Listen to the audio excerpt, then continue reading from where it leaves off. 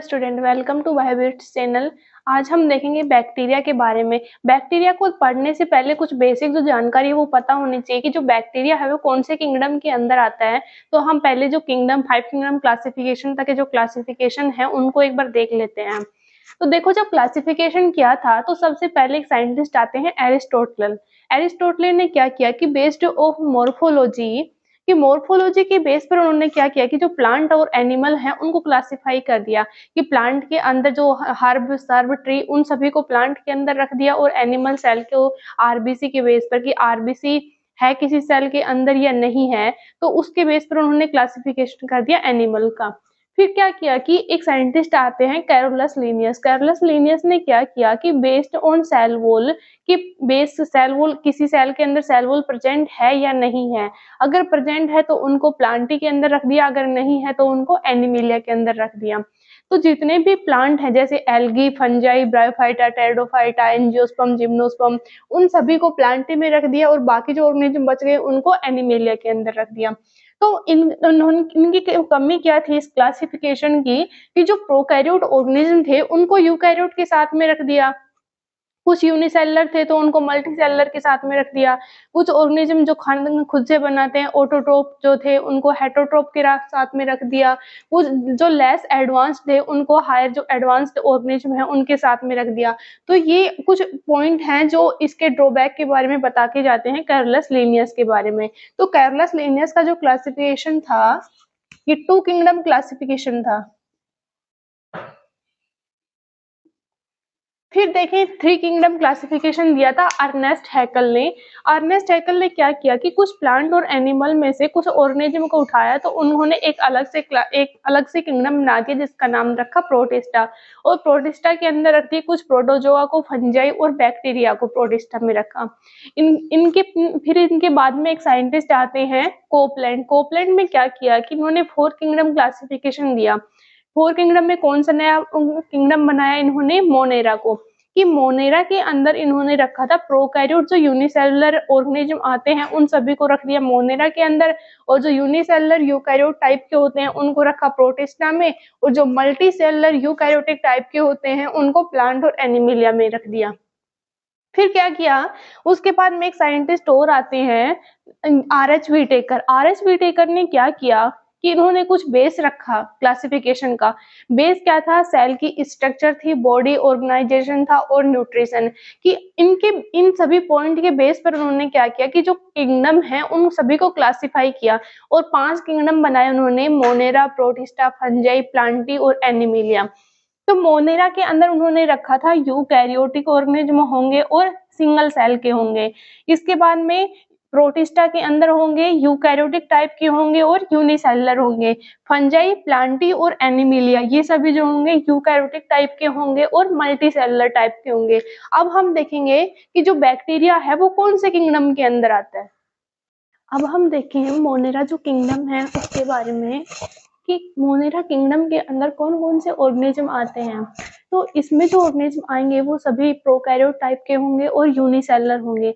Mainly इसके अंदर bacteria आते हैं कि मोनेरा के अंदर बैक्टीरिया के जितने भी टाइप होते हैं, आर्की बैक्टीरिया हो गया, यू बैक्टीरिया हो गया, ये सभी किस में आते हैं? मोनेरा किंगडम के अंदर।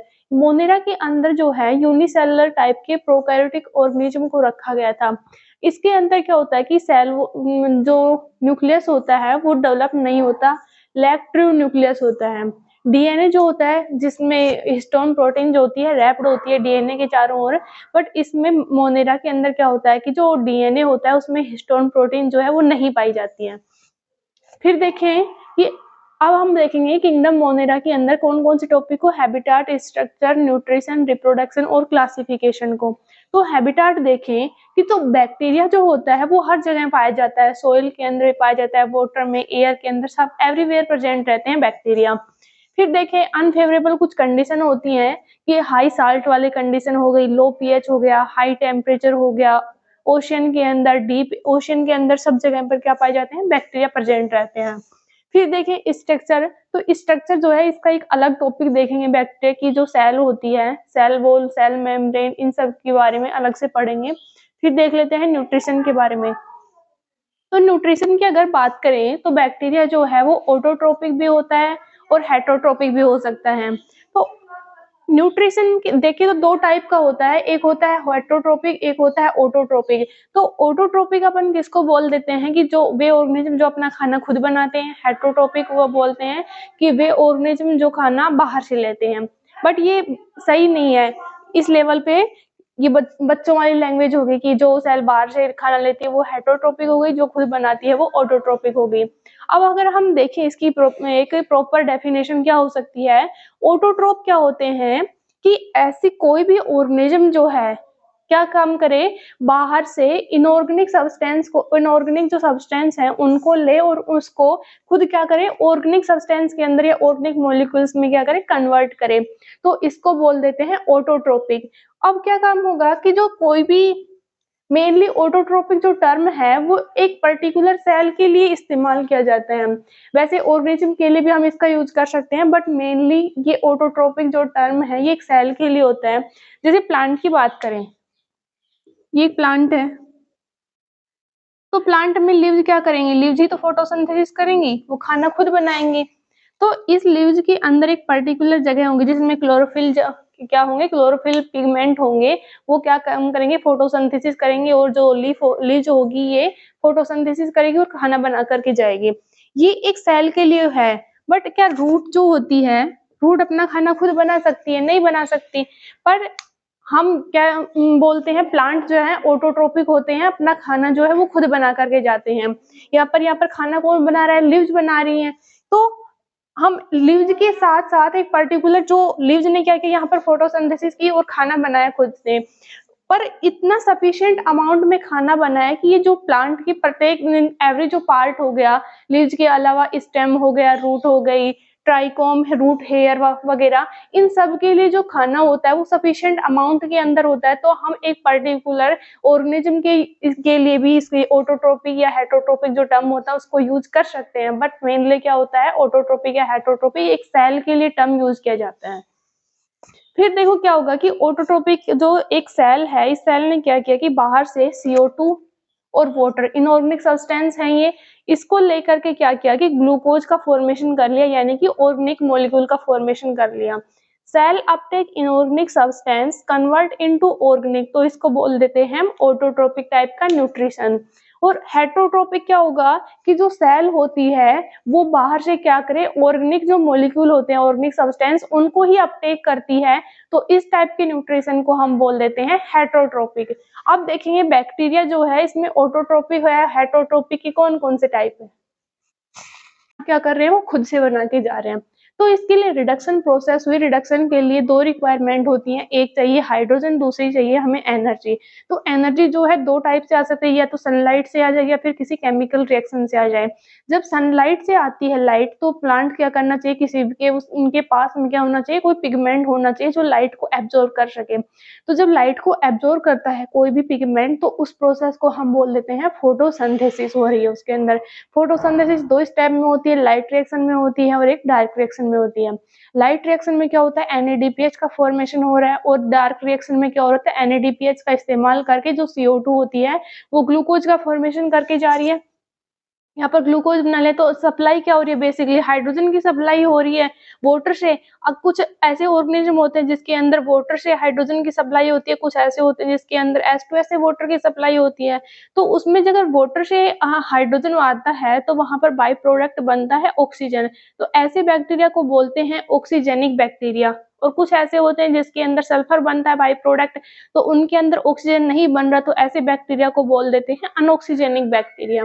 फिर देखें केमिकल रिएक्शन। केमिकल रिएक्शन क्या होगी, केमिकल रिएक्शन के अंदर तो कोई भी पिगमेंट की जरूरत नहीं होती है, तो इनमें क्या होता है, नो पिगमेंट रिक्वायरमेंट, और ऑक्सीडेशन हो रहा होगा तो एनर्जी कहाँ से आ रही होगी, सराउंडिंग में जो भी ऑक्सीडेशन रिएक्शन हो रही होगी उससे वो एनर्जी का इस्तेमाल करेंगे और उससे क्या कर लेंगे, खुद रिडक्शन करेगी सेल और ग्लूकोज का फॉर्मेशन कर लेगी, यानी कि ऑर्गेनिक मॉलिक्यूल का फॉर्मेशन कर लेगी। अब नाइट्रोजन साइकिल में देखें तो कुछ बैक्टीरिया होते हैं, नाइट्रोसोमोनास, नाइट्रोबैक्टर, नाइट्रोकोकस। ये क्या काम कर रहे हैं, इनऑर्गेनिक जो मॉलिक्यूल होता है उसको ऑर्गेनिक में कन्वर्ट कर देते हैं ऑक्सीडेशन प्रोसेस से, और इस ऑक्सीडेशन में जो एनर्जी मिली है उसका एटीपी की फॉर्म में इस्तेमाल करके खुद क्या कर ले रहे हैं, रिडक्शन प्रोसेस से ग्लूकोज या ग्लूकोज का फॉर्मेशन कर ले रहे हैं। हेल्प फिर ये किसमें, जो बैक्टीरिया होते हैं ये हेल्प भी करके जा रहे हैं recycling of nitrogen, sulphur, phosphorus, जो भी साइकिल है इसके अंदर।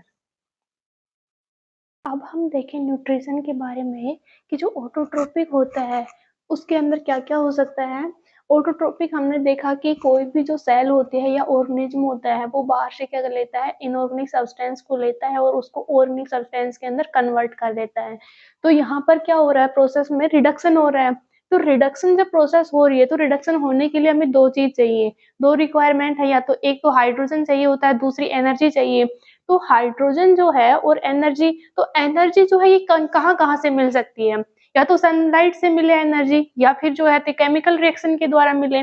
अगर ये एनर्जी सनलाइट से मिलती है तो इसको हम बोल देते हैं फोटोसिंथेसिस। सन से लाइट आ रही है, फोटोसिंथेसिस। तो फोटोसिंथेसिस के लिए क्या होना जरूरी है, किसी अगर कोई लीव्स वाला पार्ट है तो फोटोसिंथेसिस कब कर सकते हैं, जब उसके अंदर कुछ मॉलिक्यूल या पिगमेंट प्रेजेंट होंगे। पिगमेंट वो क्या काम करेंगे, लाइट को एब्जॉर्ब करने का काम करेंगे। तो इसके लिए फोटोसिंथेसिस करने के लिए ही जरूरत पड़ती है हमें पिगमेंट की। अब देखें फोटोसिंथेसिस जो होती है वो दो स्टेप के अंदर कंप्लीट होती है। जब फोटोसिंथेसिस वाला पार्ट आता है एक अलग से यूनिट, तो उसके अंदर हम देखते हैं एक लाइट रिएक्शन चलती है और एक डार्क रिएक्शन चलती है। जब लाइट रिएक्शन हम देखें तो लाइट रिएक्शन में क्या होता है कि जो वाटर का मॉलिक्यूल्स है वो ब्रेक डाउन होता है, लाइट आती है और फोटो सिस्टम फर्स्ट होता है, फोटो सिस्टम सेकंड होता है। तो उस फोटो सिस्टम सेकंड के पास में वाटर जो है उसका मॉलिक्यूल उसका ब्रेक डाउन होता है, और जो इलेक्ट्रॉन होते हैं वो एक मॉलिक्यूल से दूसरे मॉलिक्यूल के पास में ट्रांसफर होते जाते हैं, और लास्ट में NADPH जो होता है वो उसके पास में पहुंच जाते हैं। तो NADPH का फॉर्मेशन होता है। आप देखें जो वाटर मॉलिक्यूल्स है वहां से उसका ब्रेक डाउन हुआ, तो NADP ने क्या लिया था, हाइड्रोजन लिया, और हाइड्रोजन लेकर के उसने क्या बना दिया, NADPH का फॉर्मेशन किया। और यहाँ पर बाई प्रोडक्ट जो है वो बाई प्रोडक्ट बनता है एक ऑक्सीजन का मॉलिक्यूल। फिर देखिए डार्क रिएक्शन में क्या होता है, डार्क रिएक्शन से ही क्या होगा, ग्लूकोज या फिर एनर्जी का जो भी मॉलिक्यूल्स होगा उसका फॉर्मेशन होगा ऑर्गेनिक मॉलिक्यूल का। अब होगा क्या उसके अंदर कि जो NADPH बनी है या फिर ATP जो बनी है वो इस्तेमाल की जाती है डार्क रिएक्शन के अंदर। तो डार्क रिएक्शन में ग्लूकोज का मॉलिक्यूल बनाना है या फिर कोई भी एनर्जी का मॉलिक्यूल बनाना है यहाँ पर, तो क्या होगा कि जो CO2 होगी वो क्या काम करेगी, NADPH का यूज करके ग्लूकोज का फॉर्मेशन कर लेगी। तो यहाँ पर CO2 ने क्या काम किया, हाइड्रोजन को लेने का काम किया और ग्लूकोज का फॉर्मेशन किया। यहाँ पर क्या हुआ, रिडक्शन हुआ। अब देखो कि रोल देखिए, अगर हम वाटर का, कि जो वाटर होता है उसका रोल क्या होता है, तो सप्लाई कर रहा है यहाँ पर। देखो वाटर, इसने NADPH जो था यहाँ पर हाइड्रोजन एक इसके पास में ट्रांसफर हो गया तो NADPH का फॉर्मेशन हो गया। डार्क रिएक्शन में क्या हुआ कि यहाँ पर जो CO2 था ये हाइड्रोजन यहाँ पर ट्रांसफर हो गया, तो सप्लाई हो रही बेसिकली यहाँ पर हाइड्रोजन की। तो हाइड्रोजन जो है क्या, तो वाटर, कुछ मॉलिक्यूल्स, कुछ ऑर्गेनिज्म ऐसे होते हैं जिसके अंदर वाटर से हाइड्रोजन आता है, और कुछ ऐसे होते हैं जिसके अंदर जो हाइड्रोजन होता है ये वाटर से ना करके सल्फर वाले मॉलिक्यूल्स H2S से आ सकते हैं। तो क्या होगा, अगर वाटर का मॉलिक्यूल जब ब्रेक डाउन होगा तो एक हाइड्रोजन मिलेगा और एक ऑक्सीजन का मॉलिक्यूल मिलेगा हमें। तो ऐसे बैक्टीरिया को बोल देते हैं जिसमें बाई प्रोडक्ट की फॉर्म में अगर ऑक्सीजन बन रही है, तो ऐसे बैक्टीरिया होते हैं ऑक्सीजेनिक बैक्टीरिया। और जिनके अंदर क्या होगा कि हाइड्रोजन तो बन रही है बट साथ के अंदर उसमें सल्फर का मॉलिक्यूल बन रहा है ऑक्सीजन की जगह पर, यहाँ पर ऑक्सीजन बाई प्रोडक्ट नहीं बन रही, तो ऐसे बैक्टीरिया को बोलते हैं अनऑक्सीजेनिक बैक्टीरिया। ये हो गया सनलाइट वाला, यानी कि फोटोसिंथेसिस के अंदर कैसे कैसे होता है। अब देखिए केमिकल रिएक्शन की एनर्जी की जो दो फॉर्म होती है, या तो सनलाइट से आ जाए या फिर किसी केमिकल रिएक्शन के द्वारा हमें एनर्जी मिले। तो केमिकल रिएक्शन के द्वारा कैसे मिलती है कि कुछ बैक्टीरिया होते हैं, बैक्टीरिया तो हर जगह ही प्रेजेंट है, एयर में भी है, सोइल में भी है, वाटर में भी प्रेजेंट है। तो जब बैक्टीरिया प्रेजेंट है किसी भी एनवायरनमेंट के अंदर, तो उसके सराउंडिंग में क्या होगा कि बहुत सारी केमिकल रिएक्शन चल रही होंगी, और उस केमिकल रिएक्शन के अंदर क्या होगा कि कोई भी मॉलिक्यूल जो है उसका ऑक्सीडेशन हो रहा होगा। ऑक्सीडेशन कब कब हो सकता है कि हमने जब नाइट्रोजन साइकिल पढ़ते हैं, नाइट्रोजन, सल्फर या फोस्फोरस है, तो ये सब जो साइकिल होते हैं ये एनवायरनमेंट में चलते रहते हैं। तो वहां पर क्या होगा कि कोई एक ऐसी रिएक्शन चल रही होगी जिसका ऑक्सीडेशन होगा, और उस ऑक्सीडेशन के टाइम पर क्या होगी, एनर्जी रिलीज हो रही होगी। उस एनर्जी का इस्तेमाल करके बैक्टीरिया क्या करेगा कि जो CO2 होती है उसका रिडक्शन करेगा इस एनर्जी का यूज करके, और ग्लूकोज का फॉर्मेशन कर लेगा, यानी कि ऑर्गेनिक जो मॉलिक्यूल है उसका फॉर्मेशन हो गया। अब एग्जाम्पल के लिए हम देखें कि ये जो ऑक्सीडेशन हो रहा है वो कौन कौन से रिएक्शन के अंदर हो सकता है। जब नाइट्रोजन साइकिल पढ़ते हैं तो नाइट्रोजन साइकिल में क्या होता है, NH4 जो होता है अमोनिया, उसका ब्रेक डाउन होता है, यानी कि ऑक्सीडेशन हो रहा है उसका। और ये अमोनिया NH4 प्लस क्या है, इनऑर्गेनिक सब्सटेंस है, इसका ऑर्गेनिक में कन्वर्ट करना है, तो ऑक्सीडेशन हो गया। यहाँ पर क्या बन गया, यहाँ पर नाइट्रेट का फॉर्मेशन कर लिया। और बैक्टीरिया कौन कौन से हैं, नाइट्रोसोमोनास और नाइट्रोबैक्टर हैं। इसके अलावा क्या होता है कि जो नाइट्राइट होती है उसको नाइट्रेट में कन्वर्ट कर दिया जाता है ऑक्सीडेशन के द्वारा। तो बैक्टीरिया कौन सा आता है, नाइट्रोसोकोकस। कुछ ऐसे बैक्टीरिया क्या काम कर रहे हैं कि एक ऑक्सीडेशन प्रोसेस चला रहे हैं और खुद क्या कर रहे हैं, रिडक्शन कर रहे हैं, और रिडक्शन करके क्या कर रहे हैं, ग्लूकोज का फॉर्मेशन करके जा रहे हैं। तो ये किस किस में बैक्टीरिया और किस में हेल्प करके जा रहे हैं, यहाँ पर help in recycling of nitrogen, sulphur और फॉस्फोरस, जो साइकिल चलते हैं एनवायरमेंट में उसमें भी ये रिसाइकिल करने का काम कर रहे हैं। तो स्टार्टिंग से देखें कि ऑटोट्रोपिक में क्या हुआ कि जो CO2 होती है और वाटर, इसका रिडक्शन होता है और ग्लूकोज यानी कि इनऑर्गेनिक सब्सटेंस क्या बन गया, ऑर्गेनिक सब्सटेंस में कन्वर्ट हो गया है। इस प्रोसेस को हम बोल देते हैं ऑटोट्रोपिक, यानी कि खाना क्या कर रहे हैं, वो खुद से बना के जा रहे हैं। तो इसके लिए रिडक्शन प्रोसेस हुई, रिडक्शन के लिए दो रिक्वायरमेंट होती है, एक चाहिए हाइड्रोजन, दूसरी चाहिए हमें एनर्जी। तो एनर्जी जो है दो टाइप से आ सकती है, या तो सनलाइट से आ जाए या फिर किसी केमिकल रिएक्शन से आ जाए। जब सनलाइट से आती है लाइट, तो प्लांट क्या करना चाहिए, किसी के उनके पास में क्या होना चाहिए, कोई पिगमेंट होना चाहिए जो लाइट को एब्जॉर्ब कर सके। तो जब लाइट को एब्जॉर्ब करता है कोई भी पिगमेंट, तो उस प्रोसेस को हम बोल देते हैं फोटोसिंथेसिस हो रही है उसके अंदर। फोटोसिंथेसिस दो स्टेप में होती है, लाइट रिएक्शन में होती है और एक डार्क रिएक्शन में होती है। लाइट रिएक्शन में क्या होता है, NADPH का फॉर्मेशन हो रहा है, और डार्क रिएक्शन में क्या हो रहा है, NADPH का इस्तेमाल करके जो CO2 होती है वो ग्लूकोज का फॉर्मेशन करके जा रही है। यहाँ पर ग्लूकोज बना ले तो सप्लाई क्या हो रही है, बेसिकली हाइड्रोजन की सप्लाई हो रही है वाटर से। अब कुछ ऐसे ऑर्गेनिज्म होते हैं जिसके अंदर वाटर से हाइड्रोजन की सप्लाई होती है, कुछ ऐसे होते हैं जिसके अंदर H2S से वाटर की सप्लाई होती है। तो उसमें अगर वाटर से हाइड्रोजन आता है तो वहां पर बाई प्रोडक्ट बनता है ऑक्सीजन। तो ऐसे बैक्टीरिया को बोलते हैं ऑक्सीजेनिक बैक्टीरिया। और कुछ ऐसे होते हैं जिसके अंदर सल्फर बनता है बाई प्रोडक्ट, तो उनके अंदर ऑक्सीजन नहीं बन रहा, तो ऐसे बैक्टीरिया को बोल देते हैं अनऑक्सीजेनिक बैक्टीरिया। फिर देखें केमिकल रिएक्शन। केमिकल रिएक्शन क्या होगी, केमिकल रिएक्शन के अंदर तो कोई भी पिगमेंट की जरूरत नहीं होती है, तो इनमें क्या होता है, नो पिगमेंट रिक्वायरमेंट, और ऑक्सीडेशन हो रहा होगा तो एनर्जी कहाँ से आ रही होगी, सराउंडिंग में जो भी ऑक्सीडेशन रिएक्शन हो रही होगी उससे वो एनर्जी का इस्तेमाल करेंगे, और उससे क्या कर लेंगे, खुद रिडक्शन करेगी सेल और ग्लूकोज का फॉर्मेशन कर लेगी, यानी कि ऑर्गेनिक मॉलिक्यूल का फॉर्मेशन कर लेगी। अब नाइट्रोजन साइकिल में देखें तो कुछ बैक्टीरिया होते हैं, नाइट्रोसोमोनास, नाइट्रोबैक्टर, नाइट्रोकोकस। ये क्या काम करते हैं, इनऑर्गेनिक जो मॉलिक्यूल होता है उसको ऑर्गेनिक में कन्वर्ट कर देते हैं ऑक्सीडेशन प्रोसेस से, और इस ऑक्सीडेशन में जो एनर्जी मिली है उसका ATP की फॉर्म में इस्तेमाल करके खुद क्या कर ले रहे हैं, रिडक्शन प्रोसेस से ग्लूकोज या ग्लूकोज का फॉर्मेशन कर ले रहे हैं। हेल्प फिर ये किसमें, जो बैक्टीरिया होते हैं ये हेल्प भी करके जा रहे हैं recycling of nitrogen, sulphur, phosphorus, जो भी साइकिल है इसके अंदर। अब देखिए हम ऑटोट्रोप्स में, तो फोटोट्रोप्स में हमने देखा ऑक्सीजेनिक हो सकते हैं या फिर अनऑक्सीजेनिक हो सकते हैं। ऑक्सीजेनिक वो बैक्टीरिया होते हैं जिसके अंदर क्या होता है, बाई प्रोडक्ट की फॉर्म में ऑक्सीजन बनती है, और अनऑक्सीजेनिक ऐसे बैक्टीरिया होते हैं जिसमें बाई प्रोडक्ट की फॉर्म में ऑक्सीजन नहीं बनती। तो हमने देखा था कि जो सोर्स होता है इसमें सोर्स ऑफ हाइड्रोजन जो है वो ऑक्सीजन से, वाटर से आ रहा था हाइड्रोजन। पिगमेंट चाहिए हमें, क्योंकि पिगमेंट होंगे तभी तो फोटोसिंथेसिस कर पाएंगे, तो पिगमेंट के लिए क्लोरोफिल होना चाहिए, और मेनली कौन सा क्लोरोफिल प्रेजेंट होता है, क्लोरोफिल A। फिर इसके एग्जांपल देखें तो साइनोबैक्टीरिया यानी कि ब्लू ग्रीन एल्गी जो होते हैं वो कैसे टाइप के होते हैं, ऑक्सीजेनिक बैक्टीरिया होते हैं जो वाटर का इस्तेमाल करते हैं, बाई प्रोडक्ट की फॉर्म में उसके अंदर ऑक्सीजन बनती है। उसमें भी कौन कौन से, नोस्टोक है और एनाबिना। फिर देखें अनऑक्सीजेनिक के अंदर, तो इसके अंदर वाटर जो है हाइड्रोजन सोर्स का काम नहीं करता, हाइड्रोजन की सप्लाई वाटर से नहीं होती है, तो इसकी जगह पर कहाँ से होती है, H2S से होती है। तो H2S से जब होगी तो वहां पे बाई प्रोडक्ट क्या बन जाएगा, सल्फर बनेगा, ना कि ऑक्सीजन। तो क्या यहाँ पर पिगमेंट क्लोरोफिल होगा, पिगमेंट क्लोरोफिल नहीं होगा। जहां पर जहाँ भी ये याद रखना है कि ऑक्सीजन अगर बाई प्रोडक्ट बन रही है तो वहां पर पिगमेंट जो है वो क्लोरोफिल मॉलिक्यूल होगा, और यहाँ पर क्या हो रहा है, पिगमेंट जो है बाई प्रोडक्ट सल्फर बन रहा है, यानी कि क्लोरोफिल मॉलिक्यूल नहीं है पिगमेंट, तो अदर कौन सा मॉलिक्यूल होगा वहां पर, पर्पल हो सकता है या फिर सल्फर। तो अगर पर्पल पिगमेंट होता है उसको बोलते हैं बैक्टीरियो प्यूपिरिन, प्यूप्यूरिन, और अगर ग्रीन होता है तो उसको बोलते हैं बैक्टीरियोफिल। फिर देखें तो इसके 4 टाइप हो सकते हैं, या तो पर्पल बैक्टीरिया हो सकता है, पर्पल क्या होगा, पिगमेंट होगा, सल्फर हो बनेगा बाई प्रोडक्ट की फॉर्म में, या पर्पल हो सकता है सल्फर नहीं बने बाई प्रोडक्ट, ग्रीन हो सकता है जिसमें सल्फर बने, और ग्रीन हो सकता है जिसमें सल्फर बाई प्रोडक्ट ना बने। तो इसका एग्जाम्पल कौन सा हो सकता है, क्लोरोफ्लेक्स हो सकता है, और पर्पल सल्फर का हो सकता है रोडोप्स्यूडोमोनास हो सकता है।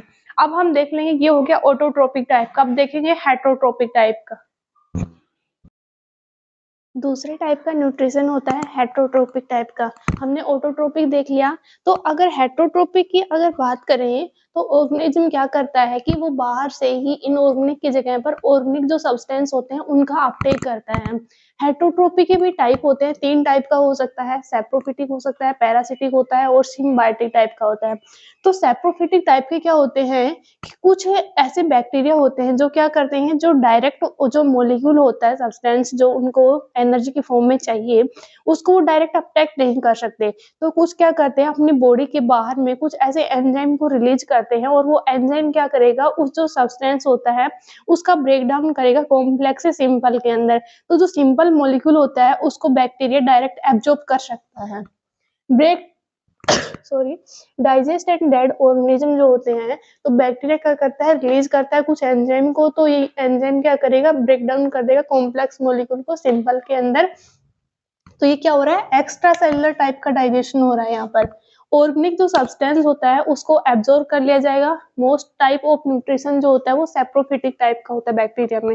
फिर देखिए पैरासिटिक टाइप का, तो जो बैक्टीरिया होता है वो किसी और जो लिविंग ऑर्गेनिज्म होते हैं उनके ऊपर पैरासाइट की फॉर्म में पाया जाता है।